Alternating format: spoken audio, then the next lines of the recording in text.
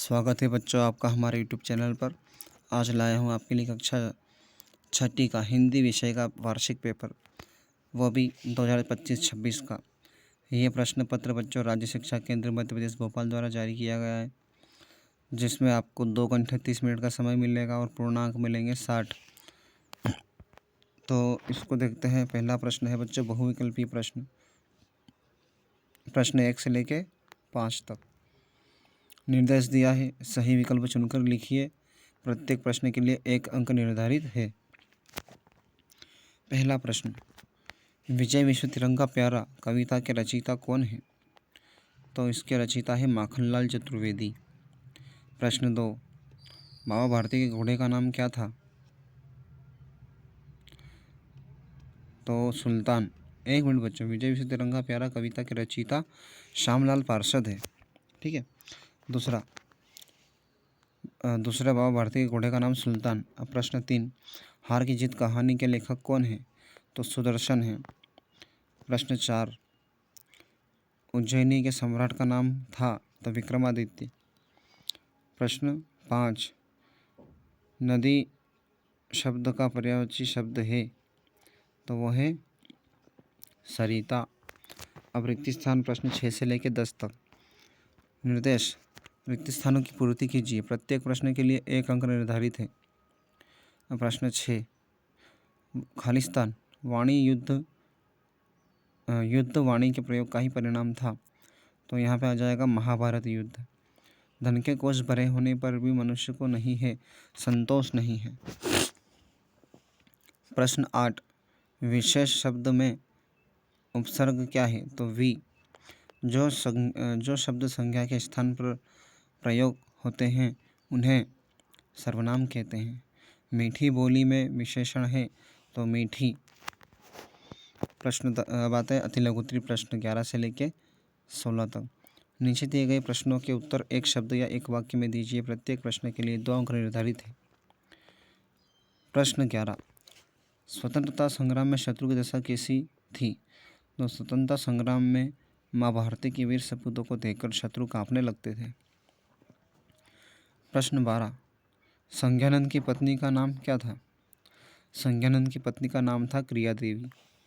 प्रश्न 13, पतित पावनी किसे कहा गया है? पतित पावनी गंगा नदी को कहा गया है। प्रश्न 14, अपना घोड़ा वापस पाकर बाबा भारती ने क्या कहा? अपना घोड़ा वापस पाकर बाबा भारती ने कहा, देखना बच्चों क्या कहा। प्रश्न 15, बुलबुल और फूल का संवाद लिखिए। तो एक सवेरे बुलबुल ने फूल से कहा, अभिमानी फूल इतराओ मत, तुम जैसे कई सारे फूल इस बगीचे में खिल चुके हैं। फूल ने हंसकर कहा, मैं अच्छी बात पर हाँ, इसका उत्तर देखना आप है ना। फिर प्रश्न 16, मालिक ने लुकमान की बुद्धिमानी परीक्षा किस प्रकार ली? तो मालिक ने लुकमान की बुद्धिमानी की परीक्षा यह प्रश्न पूछकर ली कि शरीर का कौन सा हिस्सा सबसे अच्छा है और शरीर का कौन सा हिस्सा सबसे बुरा। लघुत्तरी प्रश्न 17 से लेकर 22। निर्देश है यहाँ पे नीचे दिए गए प्रश्नों के उत्तर 30 से 40 शब्दों में लिखना है। प्रत्येक प्रश्न के लिए 3 अंक निर्धारित हैं। पहला प्रश्न, शास्त्री जी ने अपनी पत्नी को कौन सी 2 पंक्तियाँ सुनाई थी और क्यों? तो शास्त्री जी ने कहा था, कुदरत को नापसंद है हड्डी जबान में, इसी शक्ति जबान में, इसलिए तो दी नहीं हड्डी जबान में। प्रश्न 18, रानी लक्ष्मीबाई का बचपन कैसा बीता? तो रानी लक्ष्मीबाई का बचपन पर्ची, ढाल, कृपाण, कटारी आदि के बीच में बीता। श्री गांधी जी आश्रम में कौन कौन से कार्य स्वयं करते थे? तो गांधी जी का आश्रम में स्वयं कार्य करते थे, जैसे कि चक्की पीसना, गेहूं से कंकड़ निकालना, सूत काटना, ये सारे काम गांधी जी स्वयं करते थे। प्रश्न 20, बिस्मिल ने वकालतनामे पर हस्ताक्षर क्यों नहीं किए? बिस्मिल ने वकालतनामे पर हस्ताक्षर इसलिए नहीं किए क्योंकि ये बुरा काम था, क्योंकि उनके पिता का काम वो कैसे कर सकते हैं। प्रश्न 21, कबीर ने कमाल से कमाल को क्या सीख दी है? कबीर ने कमाल को यह सीख दी कि पहली सीख तो यह कि ईश्वर की वंदना करो, और दूसरा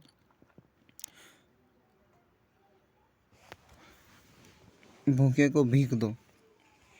प्रश्न 22, निम्नलिखित शब्दों का संधि विच्छेद कीजिए। हिमालय, हिम धन आलय, भोजनालय, भोजन धन आलय, और जगदीश, जगत धन ईश। अब आता प्रश्न दीर्घ उत्तरी 23 से लेकर 26 तक। नीचे दिए गए प्रश्नों के उत्तर 70 से 80 शब्दों में लिखना है और प्रत्येक प्रश्न के लिए 3 अंक निर्धारित है। प्रश्न 23, अपठित गद्यांश को पढ़कर नीचे दिए गए प्रश्नों के उत्तर लिखिए। तो पहला यहाँ पे देखते हैं क्या है। अपने ही बल पर काम करने को स्वावलंबन कहते हैं। इस गुण के आ जाने से किसी सहारे की आवश्यकता नहीं पड़ती। स्वावलंबी मनुष्य के पास आलस्य फटकता भी नहीं। स्वावलंबन कर्तव्यपरायणता भी सिखाता है। स्वावलंबी के प्रति सभी की सद्भावना रहती है। ऐसे पुरुष का समाज, राष्ट्र, जाति में सम्मान व आदर होता है। पहला प्रश्न, स्वावलंबन किसे कहते हैं? तो अपने ही बल पर काम करने को स्वावलंबन कहते हैं। दूसरा, रिक्त स्थान की पूर्ति कीजिए। स्वावलंबन खालिस्तान भी सिखाता है। तो स्वावलंबन कर्तव्यपरायणता भी सिखाता है। प्रश्न 3, स्वावलंबी पुरुष को किस किस में से सम्मान मिलता है? तो समाज, राष्ट्र, जाति में। उपयुक्त गद्यांश का उचित शीर्षक, तो स्वावलंबी। अब आएगा प्रश्न 24, हार की जीत कहानी का सारांश अपने शब्दों में लिखिए। प्रश्न 25, अपने विद्यालय के प्रधान अध्यापक को मामा जी की शादी में जाने पर 3 दिन का अवकाश पत्र लिखिए, अथवा अपनी बहन के विवाह में सम्मिलित होने के लिए मित्र को बधाई आमंत्रण पत्र लिखना है। प्रश्न 26, निम्नलिखित में से किसी एक विषय पर निबंध लिखिए। रक्षाबंधन, विज्ञान के चमत्कार, पर्यावरण प्रदूषण या विद्यालय। तो ये था बच्चों आपका कक्षा 6 का पेपर। अगर आपने अभी तक चैनल को सब्सक्राइब नहीं किया तो प्लीज़ सब्सक्राइब करो। मिलते हैं अगले वीडियो में।